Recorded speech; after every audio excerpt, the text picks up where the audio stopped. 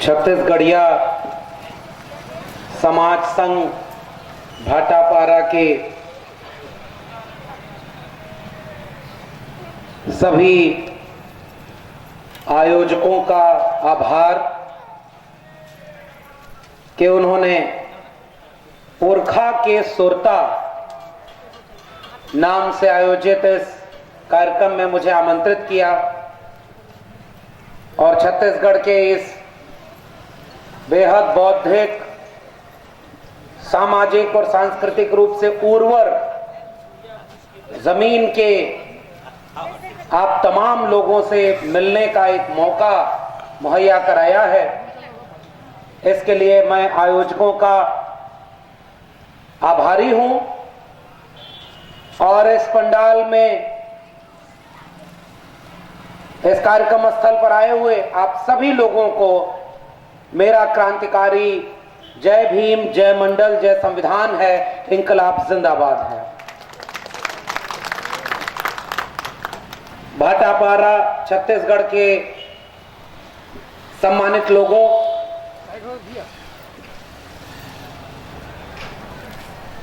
मुझे जब ये कार्यक्रम का निमंत्रण पत्र मिला तो उतनी छत्तीसगढ़ी नहीं समझ में आती थी कि मैं सुरता शब्द का भी अर्थ समझ जाऊं,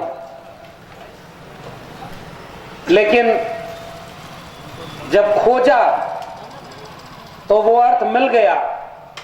और अभी जब बघेल साहब को सुन रहा था मैं,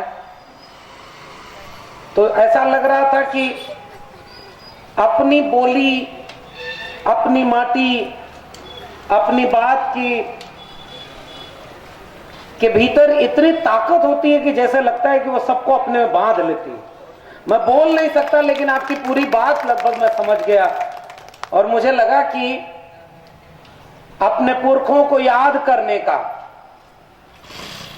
और अपने लोगों से बातचीत करने का, संवाद करने का सबसे महत्वपूर्ण हथियार यही है कि हम उन लोगों से उन्हीं की भाषा में, उन्हीं के जैसे बात करें। तो ये मेरे लिए बहुत रोचक आपका पूरा वक्तव्य रहा। अब चूंकि मैं वो छत्तीसगढ़ी बोल नहीं पाता हूं तो अपनी भाषा में अब तक अपनी बात रखूंगा। अब ये अलग बात है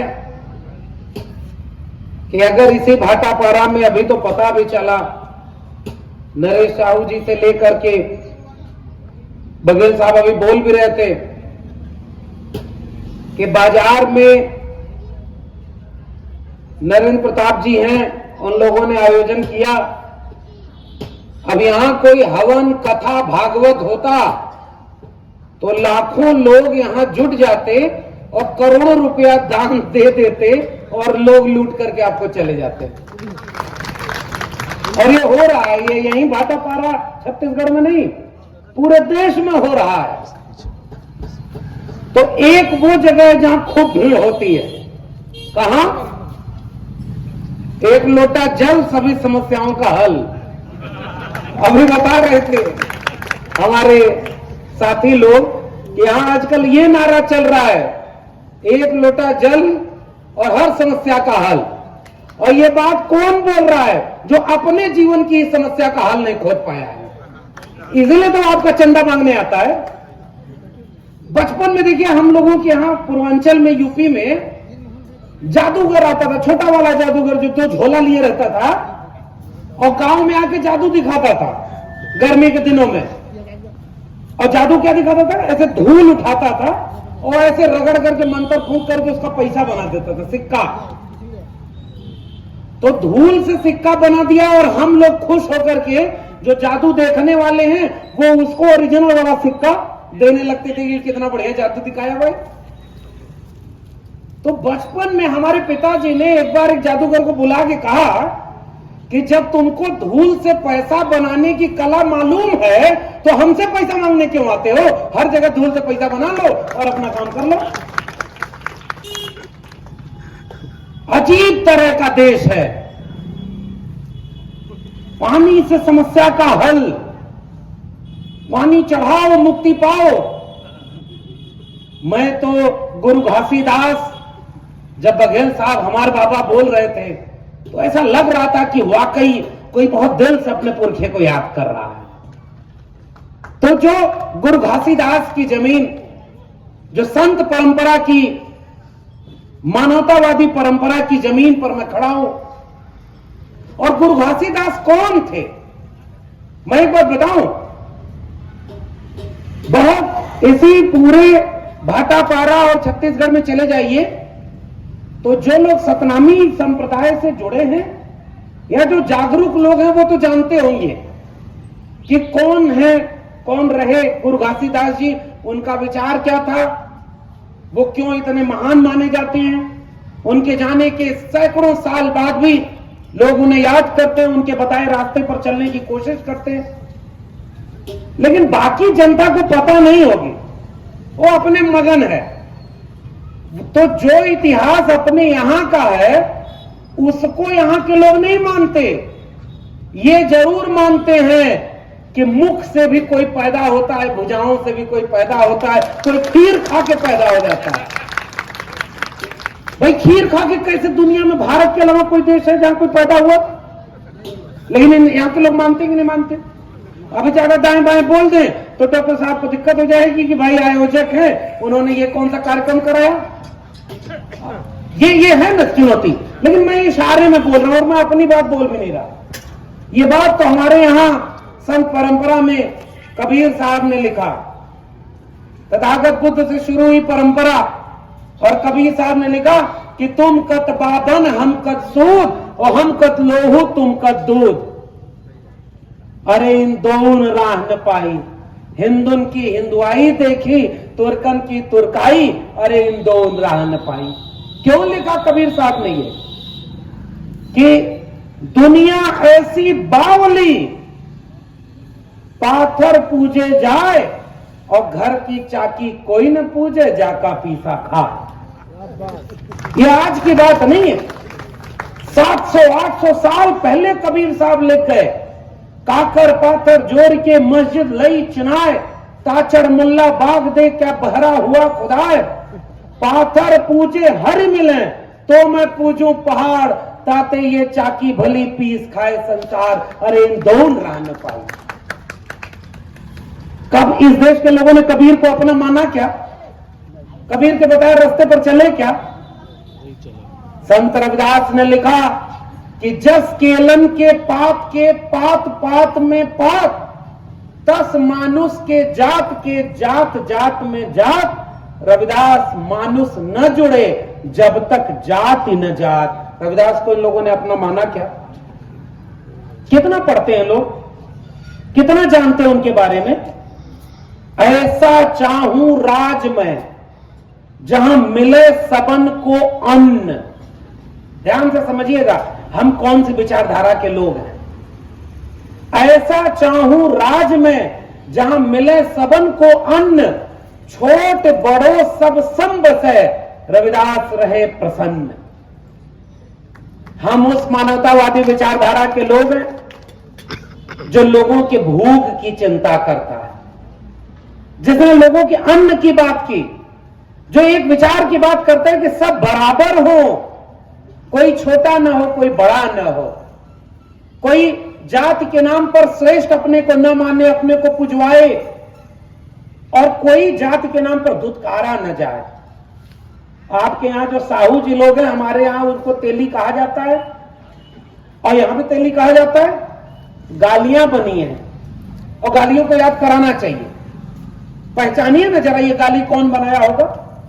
कि सुबह सुबह अगर कोई घर से अच्छा काम करने के लिए अगर आप निकल रहे हैं और कोई तेली सामने पड़ा जाए तो आपका काम बिगड़ जाएगा, दिन बिगड़ जाएगा। अभी बघेल साहब इसका इशारा कर रहे थे। कौन बनाया होगा ये गाली? अच्छा सही से बताइए, कोई ये तेली के विरोध में गाली कोई आहिर कुर्मी कोयरी बनाया होगा क्या? कोई दलित बनाया था, कोई आदिवासी बनाया था क्या? कौन बनाया था ये गाली? हमारे यहां भोजपुरी में एक गाली है, आहिर गणेरिया कुर्मी चोर और धर सारे का टंगरी तोर। ये गाली बनाई हमारे यहां। आहिर जाती है, गड़रिया जाती है, पशुपालक जाती है, चरवाहा जाती है, और कुर्मी जाती है, और उनके साथ किसको रखा? चोर को, और उनको कहा कि ये जहां मिल जाए इनको पटक के तंगड़ी तोड़ो। अहिरे बुद्धि घुटना में 12 बजे के बाद होकर बुद्धि खुले ले। बिहार यही बगल में है ना, मंडल कमीशन के अगुआ बिंदेश्वरी प्रसाद मंडल जी जब बिहार के मुख्यमंत्री थे तो पहली बार वहां पर एक जो वर्ण व्यवस्था की भाषा में अगर कहें तो शूद्र एक मुख्यमंत्री बने।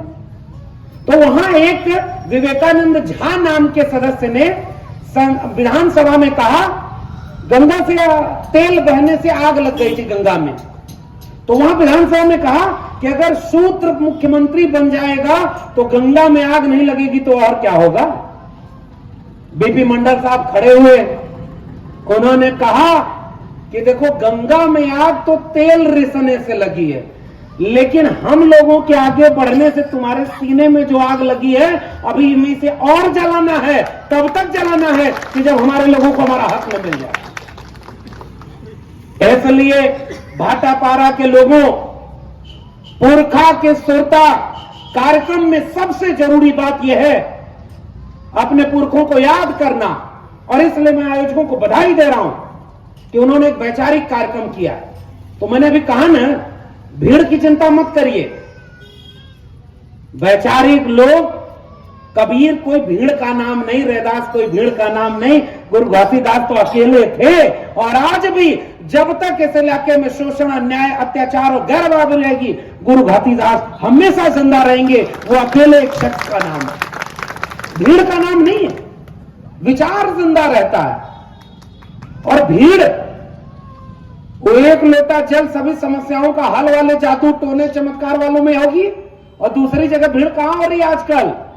नाच गाना करवा दीजिए, नाच गाना करवाइए, यहीं बिना बुलाए भीड़ आ जाएगी। इस सब लोग दुकान बंद करके एकदम तमाशा देखेंगे, यार लंगर लगवा दीजिए, खूब भीड़ होगी। क्योंकि उसमें दिमाग नहीं लगाना पड़ता, मनोरंजन होता है। तो एक मनोरंजन नाच गाना कथा भागवत में होता है, और दूसरा कोई धार्मिक कार्यक्रम हो, भजन हो, झूमना हो। एक बात बताइए, झूमने में कोई ताकत लगती है? कोई बुद्धि लगानी पड़ती है? आपकी दुकानदारी नहीं चल रही है, फिर भी भजन कीर्तन होगा तो आप झूमने लगेंगे कि नहीं? आप जो मान रहे हैं एक लोटा जल, और अगर आप घर जाकर के कोई कह दे कि तुम्हारी दुकानदारी इसलिए नहीं चल रही है क्योंकि तुमने एक लोटा जल चढ़ाया, अब 5 लोटा जल चढ़ाओ, और 5 लोटा जल चढ़ाने लगेंगे कि नहीं चढ़ाने लगेंगे? अब सोचिए, हमारे यहां एक कहावत है, किससे चुटकुले। एक आदमी, ज्योतिबा फूले साहब ने तृतीय रत्न नाटक में यह बात किस्सा लिखा है, और ये किस्सा मैं हर जगह सुनाता हूं। इससे जो लोग समझ जाते हैं समझ जाएंगे, जो लोग नहीं समझेंगे नहीं समझेंगे। उन्होंने कहा कि एक आदमी बहुत गरीब था, इसी वंचित शोषित जमात का था।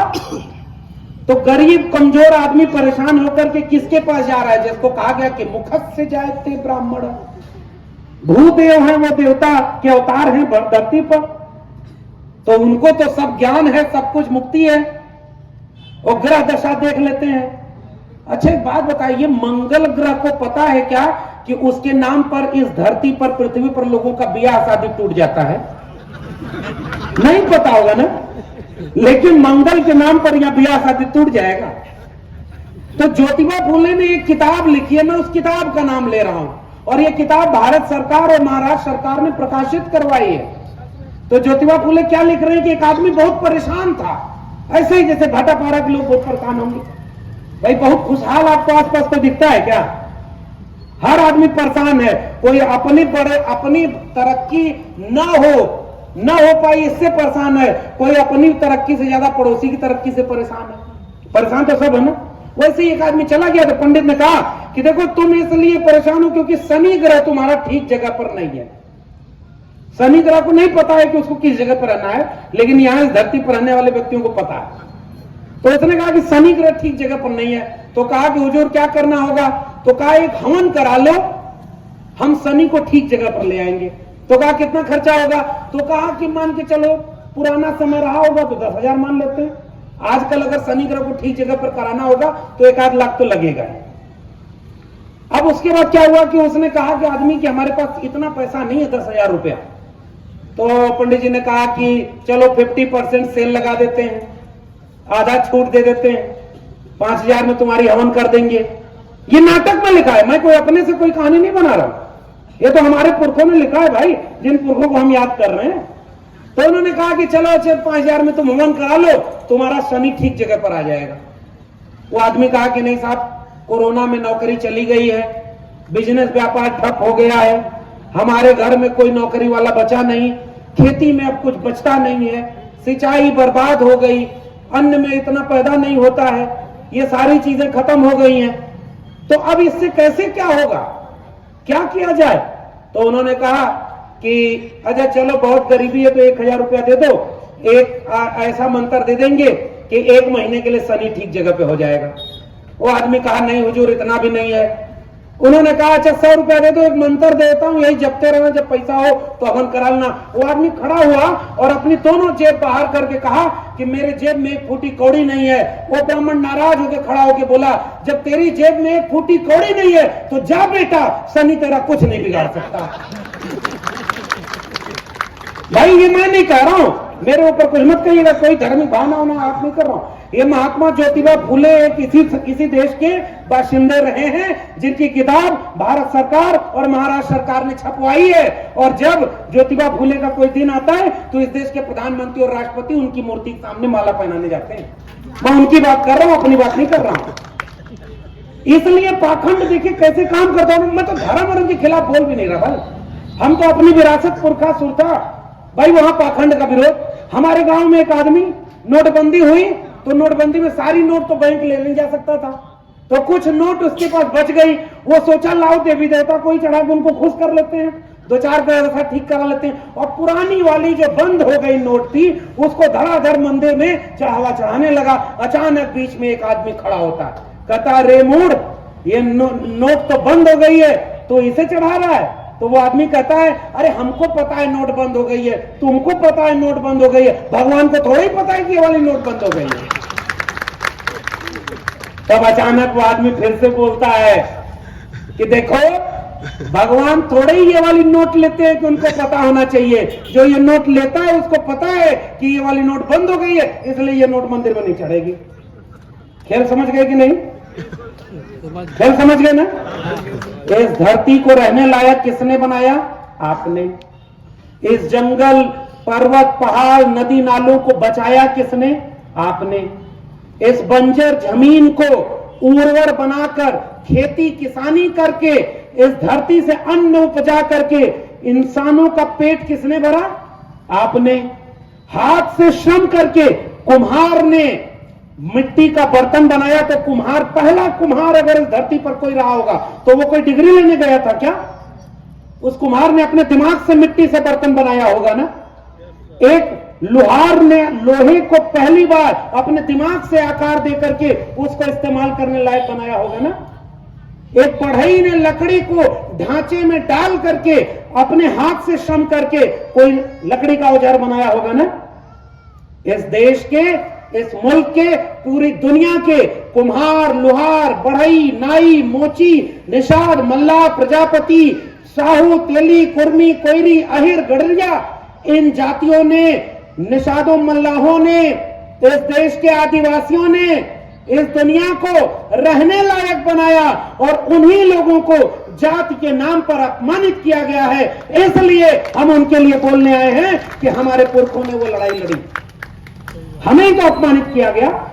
एक बात बताइए, कौन ऐसा व्यक्ति है जो जाति के नाम पर चौराहे पर आ जाए तो केवल उसकी डिग्री नहीं देखी जाती, केवल उसकी जाति देख करके लोग खड़े होकर के प्रणाम करने लगे? दुनिया में कहीं ऐसा होता है क्या? आपके देश में ऐसा होता रहा है और आज भी हो रहा है भाई। आप सच भी बोलेंगे तो डरते हैं, कुछ लोग आएंगे कथा सुनाएंगे, कथा सुनाएंगे कि जब धरती पर सूखा पड़ा, जब धरती पर अकाल पड़ा, जब जब हो धर्म के हानि, बाढ़ असुर अधम अभिमानी, तब तब प्रभु धरि विविध शरीरा, हरहि कृपा निधि सज्जन बीड़ा।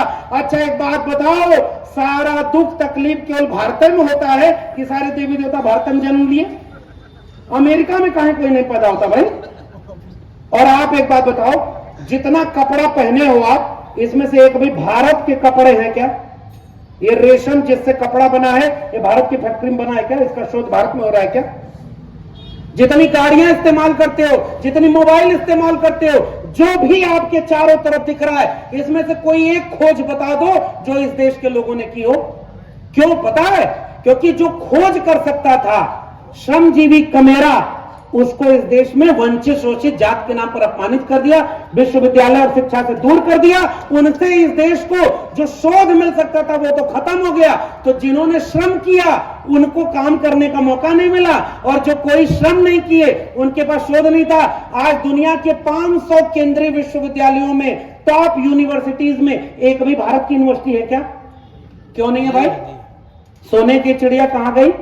विश्व गुरु कहां गया? मैं आपसे सवाल पूछ रहा हूं, मेरे सवाल का जवाब दीजिए अगर आपके पास है तो।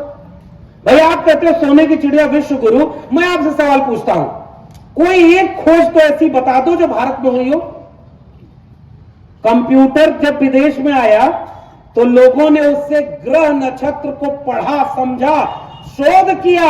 भारत में जब कंप्यूटर आया तो उससे जन्म कुंडली बनाई गई। पता है कि नहीं? साइंटिफिक जन्म कुंडली। हमारे यहां लोग गाड़ी खरीदते हैं, गाड़ी किस में बनती है? फैक्ट्री में। जो किससे चलती है? विज्ञान से, मशीन से चलती है ना। मशीन से गाड़ी बनी, मशीन से गाड़ी का ढांचा बना, मशीन से गाड़ी तैयार हुई, फैक्ट्री में तैयार होकर के कंपनी में बिकी, और वहां जाके खरीदे, और खरीदने के बाद पिछले दिनों मैं अपनी बहन के लिए गाड़ी दिल्ली में लिया, अपना एक किस्सा सुना रहा हूं।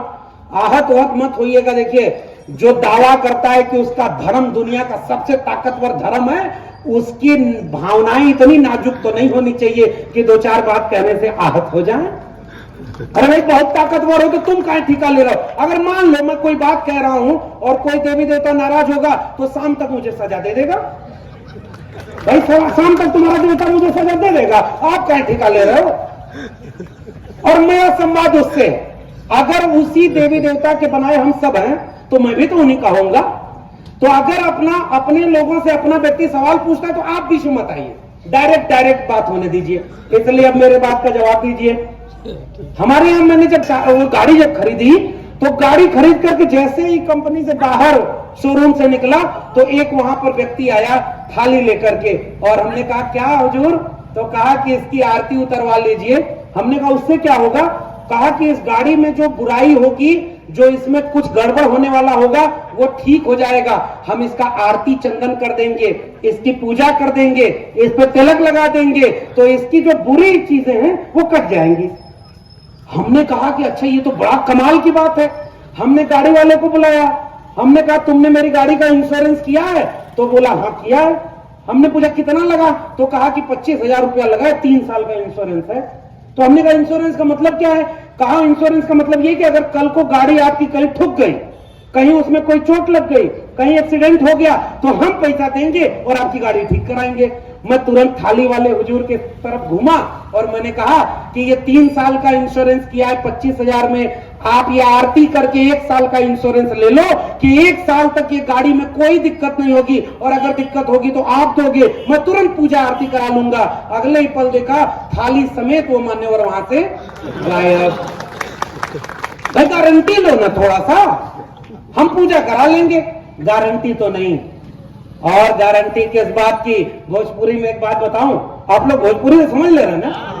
हमारे यहाँ हाँ वो एक ही है, एक ही माटी, एक ही बात है सर। हम सब का दर्द एक ही है। इसीलिए तो आजमगढ़ में रहने वाले, दिल्ली में रहकर पढ़ाने वाले एक व्यक्ति को, जिसको कोई नहीं जानता, डॉक्टर साहब ने फोन किया, इन लोगों ने आमंत्रित किया और हम आपके बीच में हैं, क्योंकि हम लोग का रिश्ता विचारों का रिश्ता है। हम लोगों का रिश्ता विचारों का रिश्ता है ना। तो हमारे गांव में एक किस्सा चल रहा, एक पंडित जी थे, और मैं पंडित जब कह रहा हूं तो किसी जाति को नहीं कह रहा हूं, मैं उस प्रवृत्ति को कह रहा हूं जो कल को अगर हमारे ही लोगों में आ जाए तो हमें उनका भी विरोध करना होगा। बात समझ में? अभी सर ने, बघेल साहब एक इन्होंने एक सियार वाली कथा सुनाई, शायद आपने, गौल साहब आपने सुनाई, कि शिकारी पहले सियार एक पकड़ता है, तीतर, और फिर उनको बाकी तीतरों में भेज देता है, और वो सब तीतरों को बटोर करके वापस उसी शिकारी के पास पहुंचा देता है। समझ गया था सर आपकी बात भी ना? आप देखिए वही बात, हम वैचारिक बात करते हैं, इसलिए हम जातिवाद की बात नहीं करते। हम वो लोग नहीं हैं कि जब तक गुजरात के मुख्यमंत्री रहे तो अपनी जाति न बताएं, जब प्रधानमंत्री का चुनाव लड़ने आए तो सीना ठोक करके कहें अरे मैं ओबीसी माँ का बेटा हूं, मुझे ओबीसी लोग वोट दे दो। हम वो लोग नहीं हैं। याद है ना, पहचान है, व्यक्ति का नाम नहीं ले रहा हूं मैं, समझदार को इशारा काफी। वो बेच रहे हैं भारत को, मैं चैन से कैसे सो जाऊं, सौगंध मुझे इस मिट्टी की, मैं देश नहीं बिकने दूंगा। पहचाने कि नहीं पहचाने? 15 लाख रुपया, 2 करोड़ रोजगार, अच्छा दिन, स्मार्ट सिटी, बुलेट ट्रेन, काला धन, याद आ रहा है कि नहीं कुछ?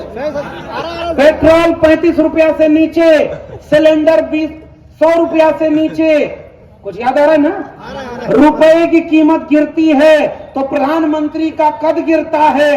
चीन से बात करने की जरूरत नहीं है, चीन को लाल आंख दिखाने की जरूरत है। पाकिस्तान को लव लेटर लिखना बंद होना चाहिए। और आजकल चीन पर संसद में सवाल पूछो तो वो फकीर बढ़िया वाला सूट पहनकर करोड़ों रुपए वाले हवाई जहाज पे बैठकर विदेश घूमने चला जा रहा है। पहचान गए होंगे, मैं नाम नहीं ले रहा हूं। मैं देश नहीं बिकने दूंगा। पहले बैंक बेचा, फिर भेल बेचा, बीएसएनएल बेचा, एमटीएनएल बेचा, रेलवे बेचा, रेल की कंपनी बेचा। कहा अब देखिए ना कैसा देश है रे भाई ऐसे लोगों का। उसे चाय बेचते कहीं किसी ने नहीं देखा, फिर भी लोग मानते हैं कि वो चाय बेचा होगा। और देश बेच रहा है आपके सामने, फिर भी उसके भक्त कहते हैं कि सदी का सबसे अच्छा प्रधानमंत्री मिला है, और उस बात को भी नहीं मान रहे। भाई तुम्हारे सामने देश बेच दिया उसने। रेलवे बिक गई कि नहीं बिक गई? प्लेटफॉर्म टिकट 5 रुपए मिलता था, 50 रुपए मिल रहा है कि नहीं मिल रहा है? आपकी सरकारी जमीन बिकी कि नहीं बिकी? आपकी शिक्षा, मैं तो दिल्ली विश्वविद्यालय में पढ़ाता हूं और आपके लोगों को एक बात कर रहा हूं, गूगल करके पढ़ लीजिए। नई शिक्षा नीति में प्राइमरी स्कूल, डिग्री कॉलेज सब बेच दिए गए कि नहीं बेच दिए गए? अंबानी अडानी के हाथों। किसानों के 3 कानून आए थे, जमीन और फसल और नस्ल सब बिक गई थी कि नहीं बिक गई थी? किसानों ने आंदोलन करके अपनी जमीन बचा ली। हमारे इस देश के 90% वंचित शोषित कमेरा लोग केवल हिंदू मुसलमान में खुश हो रहे हैं। चलो कुछ नहीं कर रहा, मुसलमानों को ठिकाने तो लगा रहा है। अरे एक बात बताओ, आपकी जमीन कोई बेच रहा है तो मुसलमान खरीद रहा है क्या? अरे मुसलमान तो वैसे ही मारा गया भाई। उस मुसलमानों में भी 90% तो पसमानदा मुसलमान है, और जो हमारे आपके जैसे लोग हैं। और केवल नफरत की आग, और केवल इसलिए कि धर्म के नाम पे लड़ाओ। मैं रायपुर से भाटापारा आते आते सबसे ज्यादा प्रचार देखा तो एक तो चलो मुख्यमंत्री जी प्रचार कर रहे हैं कि 4 साल बेमिसाल, चलो ठीक है, नेता होता लोग हैं, अपना प्रचार करते रहते हैं। दूसरा सबसे ज्यादा बोर्ड किसका देखा? मां भगवती का जागरण। ये कथा होने वाली है, वो कथा होने वाली है, ये यज्ञ होने वाला है, यहां धार्मिक सम्मेलन होने वाला है। एक भी ढंग का बोर्ड नहीं देखा कि यहां कोई स्कूल, कॉलेज, विश्वविद्यालय बचाने के लिए, कोई खेती किसानी बचाने के लिए, कोई आदिवासियों की जल जंगल जमीन बचाने के लिए कोई एक काम तो होता हुआ दिखे। मुझे अफसोस है कि वो सब नहीं दिखा। इसका मतलब क्या छत्तीसगढ़ में आपके इस बच्चों की शिक्षा, आपके बच्चों की नौकरी, आपकी जल जंगल जमीन खतरे में नहीं है, केवल धर्म खतरे में है? मैं आपसे पूछ रहा हूं, बताइए ये धर्म के नाम पर इतनी संसद की जरूरत क्या है भाई? अब आइए उस चुटकुले पर। मजाक, हंसी में बहुत कुछ करना होता है, क्योंकि पिछले 8-10 साल से आपके देश में सबसे बड़े बड़े पद पर बैठे लोग चुटकुले तो सुना रहे हैं। जैसे चुटकुला था ना कि भाई हमने रेलवे स्टेशन पर चाय बेची है तो मैं कभी रेल को नहीं बेचूंगा। आपको पता है कि नहीं, इस देश में प्राइवेट ट्रेनें भी चलना शुरू हो गई हैं। 2 करोड़ रोजगार किसी को मिला क्या? केवल कोविड में 12 लाख नौकरी चली गई ना। रुपए की कीमत गिरती है तो प्रधानमंत्री का कद गिरता है। अब आजकल ऐसी वित्त मंत्री बनी है कि जो लहसुन प्याज नहीं खाती, इसलिए उनको पता ही नहीं कि प्याज का दाम बढ़ गया है। कल को आप कह दीजिएगा कि हम तो अनाज ही नहीं खाते। हमारे यहाँ यूपी में सब 5 किलो अनाज और 500 रुपया पर लोग वोट डाल रहे हैं। मजबूरी है। देखिए, तो रुपए की कीमत गिरी नहीं है, डॉलर की कीमत मजबूत हो गई। सुना था आपने बयान की नहीं? समझ पाई कि नहीं? पेट्रोल महंगा नहीं हुआ है, आपकी जेब में पैसा खत्म हो गया है। यही तो बात है, हम भी तो ये समझा रहे हैं भाई। इसलिए एक फकीर जो कुछ दिन पहले आपके देश में आया, उसने कहा हम नौजवानों को रोजगार देंगे, हम 2 करोड़ नौकरी देंगे, हम शिक्षा देंगे, और उसने एक एक करके अपने देश को बेचा और अपने दोस्त जो गुजरात का उद्योगपति है उसको दुनिया का दूसरा सबसे अमीर आदमी बना दिया। और इस देश में 80 करोड़ लोग गरीबी रेखा के नीचे आ गए हैं। यह है नया भारत। हाथ उठाकर स्वागत करिए, आपको कितना बड़ा बेवकूफ बना दिया गया है। और उस फकीर पर आप शंका करते हैं।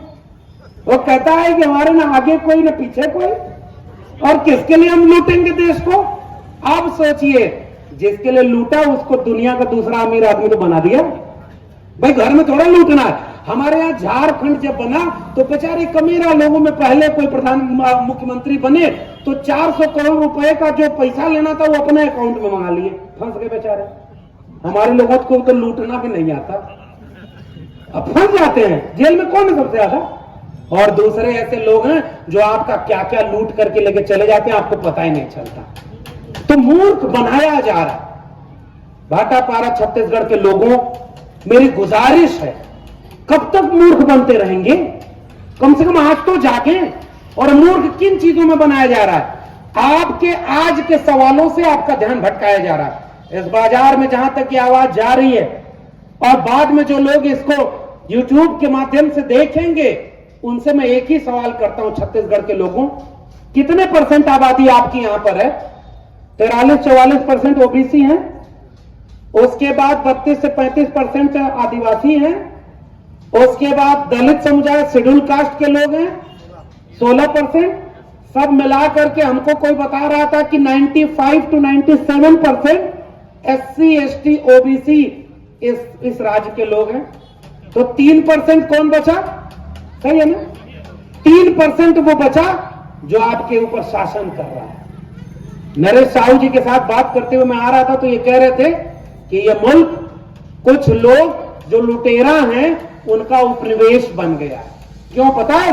क्योंकि आपको पता ही नहीं साहब आपके साथ हो क्या रहा है। आपकी जमीन पर कब्जा कौन कर रहा है? आपके यहाँ ठेका किसको मिल रहा है? आपके स्कूल कौन खोल रहा है? हॉस्पिटल कौन खोल रहा है? और आप लोग ये छोटे छोटे दुकान खोल करके इसी में खुश हो गए। अरे नहीं भाई, आपका हक जितना बड़ा था वहां तक आपको पहुंचने नहीं दिया गया। क्यों नहीं पहुंचने दिया पता है? क्योंकि अगर आपको पता चल जाएगा कि हम जो दलित, आदिवासी और पिछड़े हैं वो सब तो भाई भाई हैं। आपका भी जाति के नाम पर शोषण हुआ, मेरा भी जाति के नाम पर शोषण हुआ। आपका थोड़ा ज्यादा हुआ, मेरा कम हुआ, इतना ना फर्क है। लेकिन जिस दिन सारे एक हो जाते उस दिन इसी राज्य में पूछने नहीं लगते कि 97% अगर हमारी हिस्सेदारी है तो इस राज्य की 97% जमीन का मालिकाना हक किसका होना चाहिए? हमारा होना चाहिए कि नहीं? 97% स्कूल, कॉलेज, विश्वविद्यालय में विद्यार्थी किसके होने चाहिए? आपके होने चाहिए कि नहीं? 97% ब्यूरोक्रेट आपके होने चाहिए कि नहीं? 97% ठेकेदारी में आप लोग होने चाहिए कि नहीं? जज, वकील, डॉक्टर, इंजीनियर आपके लिए होने चाहिए कि नहीं? ये सवाल आप पूछते ना? अगर ये सवाल आप पूछते तो जो लोग कब्जा किए हुए बैठे हैं उनको दिक्कत होती ना। इसलिए उन्होंने आपको कैसा बना दिया? इनको सवाल पूछने लायक ही मत छोड़ो। अब आप सवाल नहीं पूछ पाते। क्यों? पहली चीज, शिक्षा बर्बाद कर दो। हमारे यहां भोजपुरी में कहावत है सर, खेलब न खेले दे, खेलवे बिगाड़ब। समझे कि नहीं? न पढ़ब न पढ़े दे, पढ़ाइए बिगाड़ब। स्कूल, कॉलेज और डिग्री कॉलेज आपके यहाँ के बर्बाद हो गए कि नहीं? हाथ उठाकर आप बताइए। एक भी सरकारी स्कूल, कॉलेज, डिग्री कॉलेज ऐसे बचे हैं जहां आपका बच्चा पढ़ करके DU, JNU जाकर के प्रोफेसर बन पाएगा? नरेश साहू जैसे कोई PDF ले पाएगा? कोई डॉक्टर, इंजीनियर बन पाएगा? आपके घर में बच्चा पैदा हुआ और उसी दिन तय हो गया कि साहब वो DM, SP नहीं बन पाएगा, वो वकील, सुप्रीम कोर्ट का जज नहीं बन पाएगा। आप इसे मानो या ना मानो, अपवाद एकाध हो जाए वो बात अलग है। स्ट्रीट लाइट के नीचे कोई अब्दुल कलाम बन जाए, ये कभी कभी इतिहास में होता है। गरीब, कमजोर, वंचित, शोषित के घर जिस दिन बच्चा पैदा हो गया उसकी नसीब उसी दिन लिख गई कि सरकारी स्कूल में पढ़ेगा और कुछ ही दिन में हाथ पैर मजबूत होंगे तो किसी दुकान में जाकर काम करेगा, किसी मजदूरी करेगा, कहीं खेती किसानी करेगा और ताउम्र गुलाम बना रहेगा। 500 रुपया और 5 किलो अनाज पर जीवन जिएगा और कोई उसका वोट मांग करके अपना राज करेगा। यह हकीकत है। और इसलिए मैं आपसे कह रहा हूं, कि आपको इतना कमजोर बना दिया गया, आपस में तोड़ दिया गया। अभी हमारे डॉक्टर साहब कह रहे थे कि सतनामी समाज में भी 4 गुट बना दिया। ये उनकी ताकत है लड़वाने की। बांटो और राज करो, तोड़ो और राज करो। इसलिए मैं आपसे केवल एक गुजारिश करने आया हूं कि आप इस बात को समझिए कि आपके हाथ से शिक्षा छीन ली गई तो समझदारी नहीं आएगी, समझदारी नहीं आएगी। और दूसरी तरफ आपको इतना कमजोर बना दिया गया कि आप केवल पेट भरने के लिए, जानते हैं तानाशाही शासनों की प्रवृत्ति क्या होती है, जनता को इतना कमजोर कर दो। हमारे यहां गांव में क्या होता है, बच्चा बहुत मांगे ना, बहुत शैतानी करते हो बच्चा, तो माएं उसके नाड़े को ढीला कर देती हैं, वो पकड़ने में ही परेशान रह जाता है। बात समझ गए कि नहीं? वो ऐसे आपको परेशान करेंगे कि आप उलझे रहेंगे आपस में और असली सवाल तक जा ही नहीं पाएंगे। इसलिए भाटापारा के लोगों, एक बार सोचो ना भाई, आपके घर में कोई कथावाचक जिस दिन आए, अगली बार जब वो कथावाचक आए और कहे कि संविधान को मिटाना है, हिंदू राष्ट्र बनाना है, तो उससे खड़े होकर पूछो हिंदू राष्ट्र का मतलब क्या उसमें एकलव्य और शंभू का अंगूठा काटा जाएगा कि नहीं? ये जवाब हमें दो। हिंदू राष्ट्र का मतलब क्या उसमें कुर्मी, कोयरी, अहिर, गड़िया, पासी, इनकी जाति के नाम पर हत्या बंद हो जाएगी क्या? हिंदू राष्ट्र में क्या हमारे लोगों को, बच्चों को अच्छी शिक्षा मिलेगी क्या हिंदू राष्ट्र में हमारे घर में जो कच्चा घर है वो पक्का हो जाएगा क्या? हिंदू राष्ट्र में हमारे दुकान दफ्तर में क्या उन्नति हो जाएगी क्या? अरे कहां धर्म का अफीम सूंघ करके आपको और वो करोड़पति हुए जा रहे हैं। और इसलिए मेरी गुजारिश है, मूर्ख बनाया जा रहा है आपको मानसिक रूप से कंगाल करके। एक और 2-3 किस्सा सुना के बाद खत्म कर दूंगा, समझदार को इशारा काफी। एक मंदिर का साहब हमारे यहाँ किस्सा है, तो मंदिर में सब लोग लाइन लगा के जा रहे थे। देखो बहुत लोग कहते हैं ना कि हर बार मंदिर की बात क्यों करता है भाई? तुम कहते हो कि मैं हिंदू हूं तो पहले मैं अपना घर सुधारूं कि पड़ोसी घर सुधारूं? मैं तो अपने को नहीं मानता, क्योंकि तुम मुझे नहीं मानते। जब तुमको मौका मिलता है तो तुम मुझे अहिर, गडरिया, कुर्मी, कोयरी और भर, चमार ये सब बना देते हो ना, और जब तुमको जरूरत पड़ती तब तुम हिंदू बनाने आते हो। इसलिए मैं किसी और धर्म के बारे में बात नहीं करूंगा, अपने वाले को जिसका क्लेम करते हो। तो खूब भीड़ लगी थी, एक मां अपने बच्चे के साथ जा रही थी, तो वहां पर क्या हुआ कि बहुत छोटा बच्चा, अब अचानक उसको शौच लग गई। मां ने कहा कि अगर लाइन टूट जाएगी तो दर्शन दूर हो जाएगा। तो उसने क्या किया, वहीं घेर घार कर बच्चे को कहा यहीं कर लो। अब कहा कि अब कर तो लिया, अब क्या करें? तो उसके हाथ में जो फूल था उसी के ऊपर ढक दिया। समझ जाइए, इशारे में ढक दिया कि कोई देख ना पाए। अगल बगल वाले पूछे ये क्या है, तो कही अब हकीकत तो बता नहीं सकते। तो उसने कहा देवी प्रकट हुई है। मैं भी कथा सुना रहा हूं भाई, मैं भी एक कथा ही सुना रहा। तो उस महिला ने कहा देवी प्रकट हुई है। तो कहा कि कौन सी देवी? तो कहा हंगामा देवी प्रकट हुई है। और उसके बाद वो बगल वाली महिला भी अपना सारा फूल उसी पर चढ़ा दी। फिर और अगल बगल वाले लोग देखे कि ये क्या है, तो कहा अरे नहीं देवी प्रकट हुई है। तो कहा कौन सी देवी? कहा हंगामा देवी। और खूब फूल सारा वहीं चढ़ने लगा। अचानक पूरा मंदिर की तरफ भीड़ जो जा रही थी वो इधर आ गई। अब मंदिर वाले परेशान, अरे भाई ये क्या हो गया बीच में, और आके कहे कि ये क्या हो गया, क्यों यहाँ फूल माला चढ़ रही है? तो सब लोग बोले कि अरे भाई देवी प्रकट हो गई। तो कहा कौन सी देवी? कहा हंगामा देवी। कहा अरे ऐसे कैसे देवी प्रकट हो जाती है, रुको हटाने दे फूल। और सारा फूल हटाया गया और अंत में क्या मिला? इस देश में फिल्म बना करके संतोषी मां को मां बनाकर, देवी बनाकर प्रकट कर लिया गया। याद है कि नहीं आपको? पुराने लोगों, आप याद करके बताओ। संतोषी मां का जिक्र किसी हिंदू धर्म के किसी ग्रंथ में नहीं है, और एक नई देवी पैदा हो गई कि नहीं? मैं किसी देवी देवता का अपमान कर रहा हूं क्या? मैं नहीं कर रहा हूं ना। मैं तो आपसे सवाल पूछ रहा हूं भाई, मैं आपसे ये सवाल पूछ रहा हूं कि अगर इस देश में मंदिर इतने हैं और सारे इंसान उस भगवान, उस खुदा, उस ब्रह्म के बनाए हुए हैं, तो जिस दिन भूख से किसी का रोता है उस दिन वो भगवान क्या कर रहा होता है? जिस दिन कोई मां बहन की आबरू लूटी जाती है, कोई बेरोजगार आत्महत्या करता है, कोई किसान कर्ज में डूबकर जान दे देता है, कोई भूखों मर रहा होता है, उस दिन देवी देवता क्या कर रहे होते हैं? मैं तो आपसे सवाल कर रहा हूं भाई, और मैं भी चाहता हूं कि मेरा अगर कोई देवी देवता है तो आकर मुझे गलत साबित कर दे, मैं उसी दिन उसकी पूजा करने लगूंगा। मैं गलत सवाल कर रहा हूं क्या? अरे भाई, देवी देवता अगर सच में थे, अगर कोई राम अगर वाकई होंगे तो क्या इस बात से खुश होंगे कि कोई जय श्री राम बुलवाने के नाम पर दाढ़ी और टोपी देख करके इस देश में लिंचिंग करके मार डाला गया? किसी भगवान के नाम पर यह हत्या हो, वो भगवान चुपचाप बैठ करके देखे? नहीं होगा ना। अगर वाकई कोई भगवान होगा तो किसके पक्ष में खड़ा होगा? इंसान के पक्ष में। और तब मुझे गुरु घासीदास याद आते हैं, जिनके 7 सिद्धांतों में से एक सिद्धांत था कि हिंसा नहीं करेंगे, हत्या नहीं करेंगे, मांसाहार नहीं करेंगे, व्यभिचार नहीं करेंगे, चोरी नहीं करेंगे, डकैती नहीं डालेंगे और सत्य की उपासना, सत्य उपासना भी नहीं, सत्य को एक मानेंगे। और वही है सतनाम। ये बताओ कि अगर इस राष्ट्र को कोई राष्ट्र बनाना है तो ये हिंदू मुसलमान राष्ट्र छोड़ो, जैसे गुरु घासीदास बनाना चाहते थे इंसान का राष्ट्र, वह राष्ट्र बनाओ, हम आपके साथ खड़े होंगे। लेकिन आप क्या करते हो साहब? दिन रात हमें दंगाई बना रहे हो। रोज हिंदू मुसलमान के ये कथा भागवत वाले जितने कथा करने वाले आए, उनसे एक सवाल पूछना कि जब आपके इलाके का स्कूल बर्बाद हो रहा था तब वो कहां था? जब आपके जिले का डिग्री कॉलेज बर्बाद हो रहा था, नई शिक्षा नीति में बेचा जा रहा था, तो एक कथा भागवत करने वाला कहां था? कोरोना में जब लोग मर रहे थे सांसों के बिना, तो सबसे पहले अगर किसी का दरवाजा बंद हुआ तो वो मंदिर, मस्जिद, गिरजाघरों का दरवाजा बंद हुआ।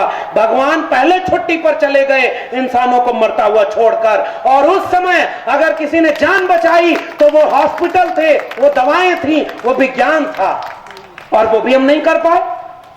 जिस देश में जितना अच्छा संसाधन था वो देश बच गया, और जो नहीं बच पाया वो कोई नहीं बच पाया। इसलिए मेरी गुजारिश भाटापारा छत्तीसगढ़ के लोगों, हमारे आपकी मुक्ति किसी मंदिर से मिलनी होती तो हमारे पुरखों को इतना जलालत न झेलनी पड़ती। कोई देवी देवता अगर वाकई ताकतवर होता तो जिस दिन लिखा गया मंदिर पर कि कुत्तों और शूद्रों का प्रवेश वर्जित है, वो देवी देवता मूर्ति से बाहर आकर के अपने भक्त से कहता कि मेरा भक्त शूद्र भी है, वो मेरे मंदिर में आएगा। क्यों वो देवी देवता चुपचाप हमारा अपमान सहता रहा? ये मेरा सवाल है ना भाई। और इसलिए अब इसमें तुम्हारी भावना आहत होती है तो मैं याद करूंगा अपने पुरखे कबीर को, संतो मानुष तन बौराना। गुरु घासीदास के कर्म भूमि, जन्म भूमि के लोगों, सुनो आपके संत लोगों ने क्या कहा कि बाहर से एक मुर्दा लाए, नून तेल घी साना, ता मुर्दे की बनी रसोई, घर भर करत बखाना, संतो मानुष तन बौराना। और अपने घर का बच्चा मर गया, देखत ताई घिनाना, और जार फूक कोयला कर दी है, और घट घाट नहाना, संतो मानुष तन बौराना, संतो मानुष तन बौराना। कबीर साहब ने लिखा कि साधो यह मुर्दों का गांव। कबीर साहब क्या कह रहे हैं? अगर गंगा में नहाने से मुक्ति मिलती तो मछली क्यों नहीं तरती जिसका गंगा में ही घर है? ये कौन लिखा? कबीर साहब लिखे। लगाओ मुकदमा कबीर साहब पर, लगाओ मुकदमा गुरु घासीदास पर। भाई वो उनकी बात मैं कर रहा हूं। अब वो क्या कह रहे हैं कि देखो, तिल भर मच्छी खाए के कोटि गऊ दे दान, काशी करवट ले मरे निश्चय नरक निदान। कौन लिख रहा है? कबीर साहब। कबीर साहब क्या लिख रहे हैं? माला तो कर में फिरे। कथा सुनने वाले लोगों, कथा वाले को याद करिएगा जो बढ़िया बढ़िया आकर के बोल के गया कि संविधान बदलना, हिंदू राष्ट्र बनाना है। तिलक वालक लगा करके बढ़िया बड़े वाले मंच पर बैठा था ना। अब कबीर साहब को याद करिए और उसको सोचिए। माला तो कर में फिरे, जीव फिरे मुख माय, और मनवा तो 34 फिरे, यह तो सुमिरन नाय। है ना? मन ना रंगाए, रंगाए जोगी कपड़ा। मैं उत्तर प्रदेश से आता हूं और उत्तर प्रदेश में एक व्यक्ति मुख्यमंत्री है, मैं नाम नहीं लूंगा, कबीर का दोहा पढ़ने जा रहा हूं, आप समझ जाएंगे। मन ना रंगाए, रंगाए जोगी कपड़ा। आसन मार मंदिर में बैठे, ब्रह्म छाड़ पूजन लागे पथरा, और कनवा फड़ाए जटवा बढ़ैले, दाढ़ी बढ़ाए जोगी हो गई ना बकरा, और मथवा मुड़ाए जोगी कपड़ों रंगैले, और गीता बाँच के हो गई लबरा, और मन ना रंगाए रंगाए जोगी कपड़ा। समझ गए ना किसके बारे में बात हो रही है? पाखंडियों को पहचानिए, अपने घर को लूटने से बचाइए, और मूड मुड़ाए हर मिलें, सब कोई ले मुड़ाए, और बार बार के मुड़ते भीड़ न बैकुंठ जाए। कौन लिख रहा है? हमारे संत कवि लिख रहे हैं कि भाई अगर मुंडन कराने से बैकुंठ जाना होता तो भेड़ का तो कई बार सीजन में मुंडन होता रहता है, उसका बाल काटा जाता है, भेड़ क्यों नहीं बैकुंठ गई? हमारे लोगों ने कहा मन चंगा तो कठौती में गंगा, मोको कहां ढूंढे रे बंदे, मैं तो तेरे पास में, ना मैं मंदिर ना मैं मस्जिद ना काबे कैलाश में, ना मैं जप में ना मैं तप में, ना मैं व्रत उपवास में, खोजी हो तो तुरते मिल हो पल भर की तलाश में, कहे कबीर सुनो भाई साधो सब श्वासों की श्वास में। ये हमारे विचारधारा है। हमारे बच्चों को मंदिर मस्जिद के नाम पर पाखंडी बना दिया गया, हम लोग बर्बाद होते देख रहे हैं। अरे भाई एक बात बताओ, जिस नेता को आप सुनते हो कि सबसे ज्यादा जहरीला भाषण आपके बीच में आकर दे कि उठो हिंदुओं, हिंदू धर्म खतरे में है, उस नेता का कॉलर पकड़ करके पूछिएगा तुम्हारा बेटा बेटी हिंदू धर्म बचाने आया है कि नहीं आया है? मेरे सवाल का जवाब दो। जो नेता आपको हिंदू धर्म बचाने के लिए ले आ रहा है उसका बेटा बेटी कहां होगा पता है? किसी अच्छे स्कूल में पढ़ने गया होगा, विदेश में डिग्री लेने गया होगा। वो बड़े बड़े नेता आपके बच्चों की शिक्षा बर्बाद कर दिए और अपने बच्चों को हिंदू धर्म काहे नहीं बतवाते? भाई इस देश का गृह मंत्री जब ये कहता है कि हम हिंदू राष्ट्र बनाएंगे तो अपने बेटे जय शाह को बीसीसीआई का चेयरमैन काहे बनाए रे भाई? उसको भी कथावाचक बना देता। हालांकि कथावाचक बना देगा तब वो उतना पैसा कमा लेगा, पैसा बहुत है उन सबों पर। 50 करोड़ की कंपनी बनाया, 3 साल में कई 100 करोड़ की हो गई। और हमारे आपके घरों में जाकर मोहल्ले वालों देखो, बुजुर्ग लोगों को देखो, रिटायर्ड लोग बैठे हुए हैं, आपके घर में नौकरियां खत्म होती जा रही है कि नहीं हो रही है? आज से पहले जो थोड़े बहुत लोग नौकरी पा गए, क्या आप नए बच्चे नौकरी पा रहे हैं क्या? तो आपके हाथ से नौकरी छिनती जा रही है, शिक्षा छीनती जा रही है, स्कूल बर्बाद हो रहा है, डिग्री कॉलेज बर्बाद हो रहा है, और बड़े बड़े मंदिर बन रहे हैं। भाई उन मंदिरों से किसको रोजगार मिलता है? केवल 2 लोगों को, पुजारी को और भिखारी को।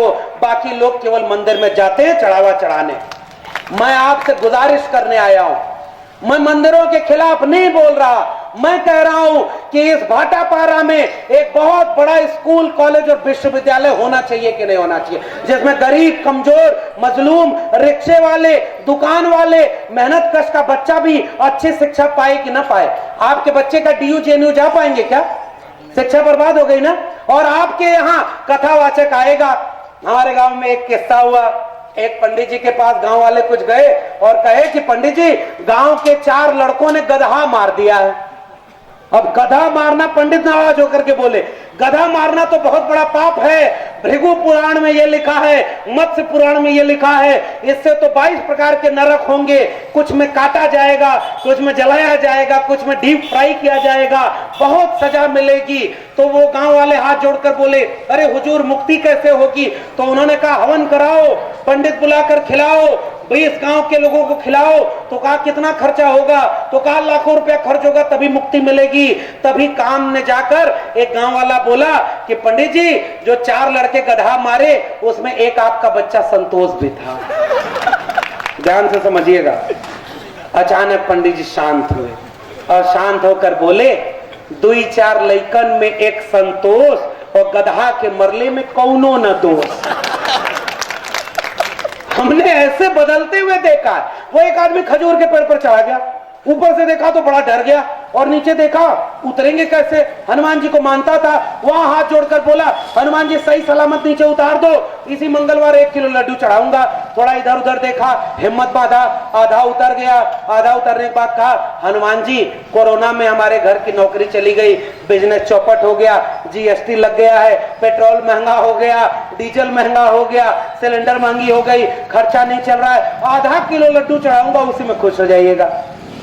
थोड़ी देर और नीचे उतरा, कहा हनुमान जी आपके यहाँ तो बहुत लड्डू ऐसे ही चढ़ता है, पाव भर लड्डू चढ़ाऊंगा, उसी में खुश हो जाइएगा। ऐसे करते करते जब वो नीचे उतरा तो कान पकड़कर उठक बैठक किया, कहा हनुमान जी आप तो सब जानते हो, आज के बाद जीवन में न कभी पेड़ पर चढ़ूंगा और न लड्डू चढ़ाऊंगा।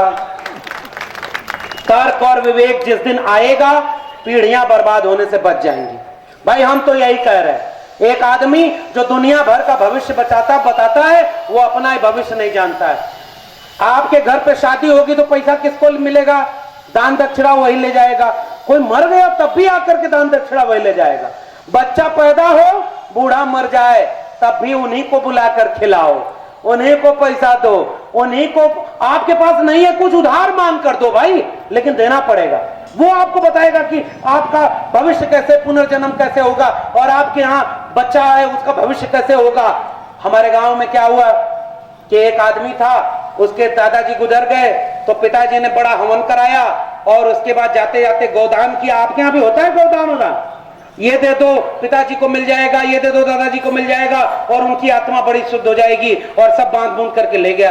कुछ दिन बाद पंडित जी वो आए और आकर कहे तो पिताजी हाथ जोड़कर खड़े हुए कि अरे दादाजी कैसे हैं वहां ऊपर? तो कहा कि बहुत मजे में हैं, गाय का बढ़िया दूध पीते हैं और बढ़िया अपना रहते हैं, बस एक कमी है उनको नींद नहीं आती क्योंकि चारपाई नहीं है उनके पास। तो पिताजी तुरंत भाग के गए मार्केट से नई नई चारपाई खरीद कर। कहा चारपाई कैसे जाएगी? तो कहा हुजूर हम है ना देवता के अवतार इस धरती पर, आप हमें देंगे, दादाजी को पहुंच जाएगी। चारपाई लेकर मान्यवर चले गए। कुछ दिन बाद फिर लौटे, फिर उसके बाद उन्होंने कहा कि अरे हमारे दादाजी कैसे हैं? तो कहा बढ़िया गाय का दूध पी रहे हैं, नई वाली चारपाई पर बड़ा अच्छा नींद आती है, बहुत मजे में है, बस एक दिक्कत है सुबह शाम बाजार जाने में बड़ी परेशानी होती है, अगर एक साइकिल मिल जाती तो दादाजी आराम से बाजार घुमाया करते। कहा कैसे जाएगी हुजूर? कहा हम है ना उनके अवतार, हमको देंगे आप वहां तक पहुंच जाएगी। अरे होता है कि नहीं आपके यहाँ? मैं गलत कह रहा हूं क्या? आपके यहाँ होता है कि नहीं? और उसके बाद नई नई साइकिल उनको खरीद कर दे दी गई, वो झूमते हुए चले गए और पोता ये सब देख रहा था। तीसरी बार जब महोदय आए और पिताजी ने पूछा कि दादाजी कैसे हैं? तो कहा बहुत मजे में हैं, गाय का बढ़िया दूध पी रहे हैं, नई चारपाई पर सो रहे हैं और नई वाली साइकिल से घूमने जाते हैं। तुरंत पोता बीच में खड़ा होकर बोल पड़ा कि ये मान्यवर झूठ बोल रहे हैं। कहा कैसे झूठ बोल रहे हैं? तो कहा कि दादाजी बहुत परेशान है। तो कहा क्या परेशान है? तो कहा कि पिताजी ने ये जो तीनों चीजें दी थी वो तो उन तक पहुंची ही नहीं। अब वो नाराज होकर खड़े होकर बोले तुमको कैसे पता नहीं पहुंची? तो कहा दादाजी ने देखो हमको एक चिट्ठी लिखकर भेजी कि बेटा तुमने जो नई वाली साइकिल भेजी, नई वाली चारपाई भेजी और जो गाय भेजी थी वो तो हम तक पहुंची ही नहीं। अब वो महोदय और नाराज कि तुम्हारे पास ये चिट्ठी किस रास्ते आई है? तो पोता बोला उसी रास्ते जिस रास्ते आपने गाय भेजी थी, चारपाई भेजी थी और साइकिल भेजी थी। पाखंड का जवाब तर्क और वैज्ञानिकता है। दिमाग लगाएंगे तो गुलाम नहीं बनेंगे, दिमाग नहीं लगाएंगे तो पीढ़ी दर पीढ़ी गुलाम बनते जाएंगे। आपको भक्त बनाकर भगवान के नाम पर व्यापार करने वाले सब कुछ लूट जाएंगे। आखिरी में भाटापारा के लोगों, मैं तो ये बातें कहकर चला जाऊंगा, मुझे भी बड़ा जोखिम है। ये सब बातें कहना आप जानते हैं आसान नहीं है, ये सब बहुत मुश्किल भरा काम है, बहुत जोखिम है इन सब में, कब कहां कौन आ जाए। लेकिन फिर भी जब गुरु घासीदास को याद करता हूं कि सतनाम पर विश्वास रखना, सत्य एवं अहिंसा, धैर्य, लगन, करुणा, कर्म, सरलता और व्यवहार, तब मुझे याद आता है कबीर जब नहीं डरे, रैदास नहीं डरे, पलटू दादू भीखा नहीं डरे, बुल्ले शाह बाबा फरीद नहीं डरे, ज्योतिबा फूले, शाहू जी महाराज, डॉक्टर भीमराव अंबेडकर, मान्यवर कांशीराम, राम स्वरूप वर्मा, जगदेव बाबू मंडल और बिरसा मुंडा, जयपाल मुंडा, सिद्धू कानू, ये सब नहीं डरे। हमारे पुरखे उनके पुरखों से नहीं डरे, तो अब तो हम लोग इतने लोग हैं, हम लोग किस बात के लिए डरेंगे? अपने हक के लिए लड़ाई लड़ते रहेंगे। और आखिरी निवेदन यही करके जा रहा हूं, एक ही निवेदन, हमारे आयोजक हैं और इन लोगों ने बहुत मेहनत की है भाई, और डॉक्टर साहब आपने जो यहां पर कारवां जुटाया है, इस कारवां का एक मकसद होगा, मैं नहीं कहता किसको वोट दीजिए किसको मत दीजिए, कम से कम अपने बच्चों के भविष्य की चिंता जरूर करिए। मैं नहीं कहता कि आप को क्या राजनीति करिए मत करिए, वो आप बेहतर जानते हैं मुझसे, मगर एक सवाल पूछिए साथियों कि 97% आरक्षण कौन रोक रहा है? ये हिंदू राष्ट्र वाले हमारे आरक्षण का विरोध क्यों करते हैं? ये हिंदू राष्ट्र वाले ईडब्ल्यूएस का आरक्षण का विरोध क्यों नहीं करते हैं? ये हिंदू राष्ट्र वाले आरक्षण को गाली क्यों दिए? आरक्षण को बैसाखी भी क्यों बोले? और जब ईडब्ल्यूएस आरक्षण आया तो क्यों उसको गाली नहीं दिए? आपको पता है ना ईडब्ल्यूएस आरक्षण क्या है? सुदामा कोटा। सुदामा कोटा का मतलब समझते हैं? अभी बघेल साहब जब कह रहे थे कि हम लोग तो देव हैं, देने वाले हैं, हमारे यहां कहा, एक हमारे फकीर के ऊपर लिखा, राजा फकीर को मानता था और लुटाता था अपनी सारी जायदाद। तो कबीर साहब के जमाने का किस्सा है कि उससे किसी ने पूछा कि ऐसी देनी देन जो कई समझाओ सैन, और जो जो कर ऊंचो कियो तासो नीचो नैन, कि भाई ये कैसा दान देते हो तुम? दान देते हो तो तुम्हारा सर झुकता चला जाता है, और लोग तो यहाँ कुछ नहीं भी देते हैं तब भी थैंक यू मोदी जी का पूरे देश में प्रचार करवा देते हैं। वैक्सीन लगाई, थैंक यू। अरे देश में और कोई देश ने वैक्सीन नहीं लगाई? और कोई देश वैक्सीन नहीं लगाया फ्री में? हमारे यहाँ पोलियो की वैक्सीन फ्री में नहीं लगी थी। हमारे यहाँ बेच दिया जा रहा है, कफन बेच देंगे, चमन बेच देंगे। कलम के सिपाही अगर सो गए तो वतन के सिपाही वतन बेच देंगे, ये याद रखिएगा। और जब बिक जाएगा ना तो आपके बच्चे आपको याद करते हुए गर्व नहीं करेंगे कि हमारे बाप दादा अपनी आंखों के सामने सब बिकते, लुटते, बर्बाद होते, चुपचाप देख रहे थे, भजन कीर्तन सुन रहे थे, एक लोटा जल सभी समस्याओं का हल सुन रहे थे। क्या नाच होगा हमारे आने वाली पीढ़ियों को हमारे ऊपर? और तब ये कह रहा हूं, हम लुटते हुए देख रहे भाई। एक व्यक्ति संविधान की प्रस्तावना आयोजकों को सैल्यूट करिए। यहां सबसे केंद्र में अगर कोई तस्वीर रखी तो किसी इंसान की नहीं, हमारे विचारधारा की और भारत के संविधान की तस्वीर रखी। जब ये संविधान नहीं था तो हमारे जीवन को पशुओं से बदतर बनाया गया। ये संविधान लागू हुआ तो इंसान बराबर और मानुष एक समाना हो गया, जो गुरु घासीदास का था। तब जाकर के हम बराबर हुए। इसलिए मैं आयोजकों को बधाई दे रहा हूं, इनके साथ खड़े होइए। जो आज आपके साथ खड़े हैं ना, एक दूसरे को हिम्मत दीजिए। और मैं एक गुजारिश करने आया हूं, आपस में लड़िए मत। ओबीसी को ओबीसी से लड़वाया जा रहा है, शेड्यूल कास्ट को शेड्यूल कास्ट से लड़वाया जा रहा है, आदिवासी को आदिवासी से लड़वाया जा रहा है, और सबको लड़वा करके अचानक आपको हिंदू बना लिया जाएगा। मेरी गुजारिश, अधिकतम सहमति पर नहीं, न्यूनतम सहमति पर एकजुट हो जाइए। बात समझ रहे? अधिकतम सहमति पर नहीं। अरे हमारी शकल ही मेल नहीं खाती तो हमारी अकल कैसे मेल खाएगी? भिन्ने भिन्ने मतर भिन्ना, मुंडे मुंडे मतर भिन्ना। हमारे यहाँ 4 बर्तन एक जगह रख दीजिए तो कुछ नहीं भी करेंगे तो टकराने की आवाज आएगी। हम सब तो इंसान है भाई, सबके विचार अलग अलग हैं। और लोग कहते हैं इतने संगठन बन गए। मैं बहुत खुश दुखी नहीं होता हूं कि बहुजनों के इतने संगठन बन गए।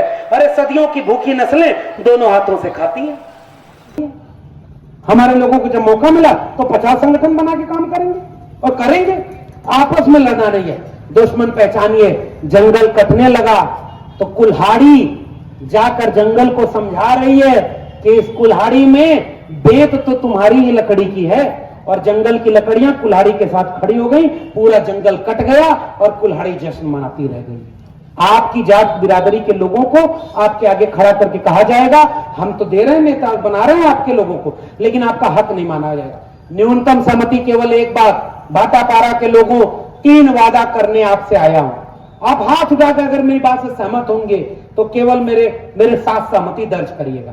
सबसे पहला वादा, घर में भूखे रहिए, प्यासे रहिए, एक रोटी कम खाइए, एक कपड़ा कम पहनिए, लेकिन अपने बेटा बेटी को स्कूल जरूर भेजिएगा और शिक्षा जरूर दिलाइएगा। पहला वादा करिए। और दूसरा वादा, आएंगे, शिकारी आएगा, जाल बिछाएगा, आपको बुलाएगा, मगर पक्षियों उसमें फंसना मत। कुछ दिन बाद फिर कोई कथावाचक आएगा, कोई धार्मिक नेता आएगा, धर्म को खतरे में बताएगा, दूसरे धर्म को दुश्मन बताएगा। अरे मेरे भाटापारा के मेहनत कश कामगार कमेरा लोगों, कभी धर्म के नाम पर किसी दंगे में न जाइएगा, न अपने बेटा बेटी को दंगाई बनाइएगा। हाथ उठाकर इसका वादा करिए। हम वादा करते हैं साहब। और तीसरा और आखिरी वादा, अपने आपस में एकजुटता बनाइए। वंचित शोषित कमेरा जाति को भूल जाइए, जमात पर लौटिए। जितने लोग हाथ से श्रम करके खाते हैं वो सब एक बिरादरी के लोग हैं, और जो बिना किए हुए काम खा रहे हैं बैठ करके वो एक बिरादरी के लोग हैं। चौधरी छोटू राम ने इसे बांटा। 90% इस देश में कमेरा लोग हैं जो काम करके खाते हैं, और 10% इस देश में लुटेरा लोग हैं जो बिना काम किए मेहनत कश लोगों का लूट कर खाते हैं। ये जंग 90% कमेरा बनाम 10% लुटेरा की है। 97% इस आदिवासी, दलित और पिछड़े समाज के लोगों और मेहनत कश आवाम के लोगों, किसान, कामगार, मजदूर लोगों, अपने बच्चों के भविष्य के लिए, स्कूल, कॉलेज, विश्वविद्यालय के लिए नफरत को खत्म करके मोहब्बत का भारत बनाने के लिए गुरु घासीदास, बिरसा मुंडा, जयपाल सिंह मुंडा, बाबू जगदेव प्रसाद, मान्यवर कांशीराम, डॉक्टर राम मनोहर लोहिया और डॉक्टर अंबेडकर, भगत सिंह और इन तमाम लोगों के सपनों का भारत बनाने के लिए मोहब्बत से रहना, प्यार से रहना। कोई दंगा कराने आए तो दंगा मत करना, दुश्मनी मत करना, आप अपने में मत लड़ना। हारने का ये हुनर भी आजमाना चाहिए। जंग अगर भाई से हो तो हार जाना चाहिए। अगर ओबीसी समाज के कुछ लोगों को लगता है कि वो गलती कर रहा है, माफ कर दो। जिसकी आबादी बड़ी है, हमारे यहाँ यूपी में सर कुर्मी, कोयरी और अहिर 3 जातियां ओबीसी में ताकतवर है। और मैं जब यूपी में जाता हूं तो उन्हीं 3 जातियों से शिकायत करता हूं।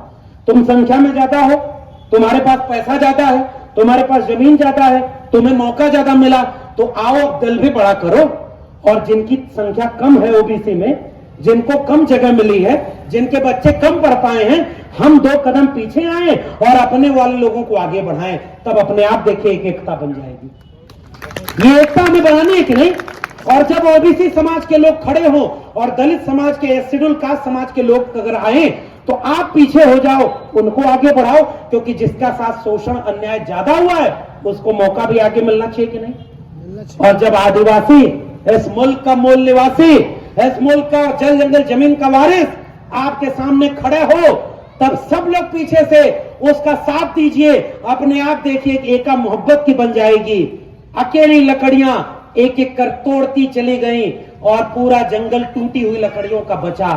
आइए एकजुट हो जाएं, इस मुट्ठी को बांधें, एक साथ एक एकता बनाएं, संविधान को केंद्र में रखकर बनाएं, मोहब्बत और प्यार को केंद्र में रख करके बनाएं, धर्म और नफरत पाखंड को छोड़ दें, स्कूल, कॉलेज, विश्वविद्यालय की बात करें, पढ़ाई, सवाई, कमाई, सिंचाई, दवाई की बात करें, एक नया भारत बनाएं जिसमें सब खुश रहें, सब बराबर रहें। यही गुरु घासीदास का सपना था, यही अंबेडकर, फूले पेरियार का सपना था, यही बिरसा मुंडा का सपना था, और यही भारत के संविधान का सपना है।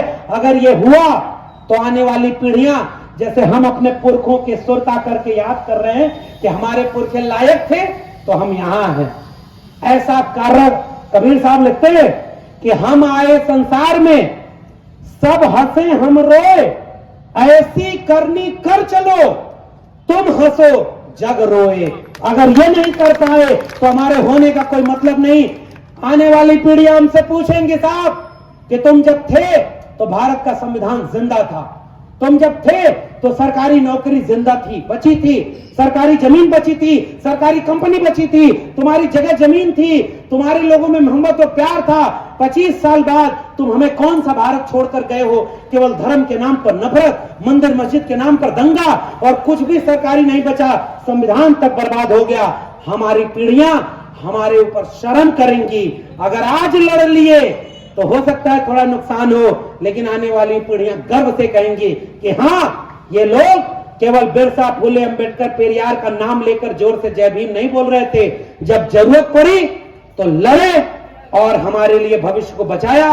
भाटापारा के लोगों, आपने मुझे सुना, बहुत बहुत धन्यवाद। जय भीम, जय मंडल, संविधान जिंदाबाद, उल गुलाम जिंदाबाद, इंकलाब जिंदाबाद।